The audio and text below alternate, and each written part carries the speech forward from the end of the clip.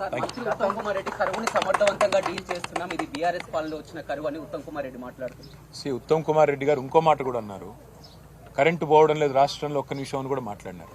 ఈయన స్వయాన రేవంత్ రెడ్డి గారు కేశవరావు గారికి కండువా కప్పడం పాపం, ఎందుకంటే రేవంత్ రెడ్డి గారికి రైతుల కష్టాలు పట్టవు, రాజకీయ చేరికల్లో బిజీగా ఉన్నారు.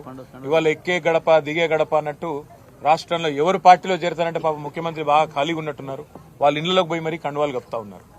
ఆయన కేశవరావు గారి ఇంటికి పోగానే అక్కడ కరెంటు పోయింది. ఇది నేను చెప్పడం కాదు, రాష్ట్రం అంతా చూసింది, టీవీలో కూడా వార్త వచ్చింది. కాబట్టి కరెంటు పోతున్నదా ఉంటున్నదా, కేసీఆర్ ఉన్నప్పుడు నీళ్ళు ఎట్లుండే, కేసీఆర్ ఇవాళ రేవంత్ రెడ్డి గారు కాంగ్రెస్ వచ్చినాక నీళ్ళు ఎట్లుంది, కేసీఆర్ ఉన్నప్పుడు కరెంట్ ఎట్లుండే, ఇవాళ ఎట్లున్నది రాష్ట్రంలో అందరికీ కూడా తెలుసు. ఉత్తమ్ కుమార్ రెడ్డి గారు ఎంత బుకాయించినా ఎన్ని చెప్పినా వాస్తవాలు వాస్తవాలుగానే ఉత్తమ్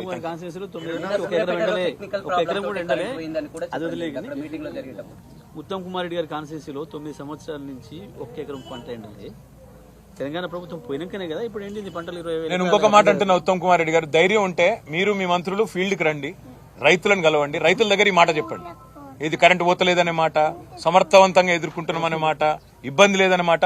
మేము తిరుగుతున్నట్టు రైతుల మధ్యకి రండి, తిరిగి మాట్లాడండి, రైతులే మీకు సమాధానం చెప్తారు. మూషంపల్లికి రేపు రమ్మని ఆడియో ఎందుకు బెస్ట్. ఓకే, థ్యాంక్ యూ అన్న. వరి పంట కూడా ఇటు రైస్ మిల్లర్స్ మొత్తంతో పాటు మద్దతు ధర చెల్లించప్పుడు రైతాంగం తీవ్ర ఆందోళన. బ్రదర్ ఇదిగో నేను ఒకటే అంటున్నా, వీళ్ళు ఇచ్చిన మాటనే 500 బోనస్, అది బోనస్ నిజంగా చెప్పినరా బోగస్ ముచ్చట్నా తేలిపోద్ది. ఇప్పుడు తప్పకుండా ఈ రాష్ట్ర ప్రభుత్వాన్ని మెడలు వంచేదాకా, వాళ్ళ మెడలు దించేదాకా, రైతాంగం కోసం ముందుకొచ్చేదాకా మా పోరాటం కొనసాగుతుంది.